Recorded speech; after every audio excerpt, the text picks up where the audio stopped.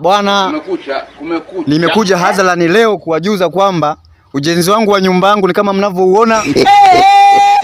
Nimejitahidi sana, namshukuru Mungu kupitia hii kazi yangu ya comedy ya kufanya content.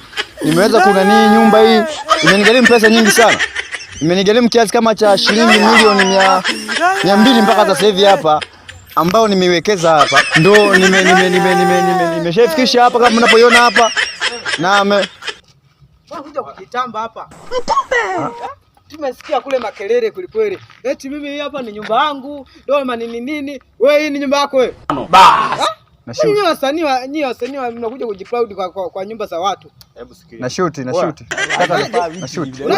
Una nyumba kwenye nyumba yangu? Una shoot kwenye nyumba yangu? Subiri sasa. Cameraman, utashutija kwenye nyumba yangu? Utashuti au unapiga tunatania mwanangu? Yaani unakuja kushuti kwenye nyumba ya watu wewe? Kiki tu, tunatafuta kiki tu tujulikane. Niache na changanyika. Yaani kiki kwenye nyumba ya watu. Kiki. Niko hopeless. Yaani ulikuwa kipindi na nani trofu. Nani? Sema tofali kipindi nazileta hapa. Tofali kipindi nazileta wewe ulikuwepo wewe.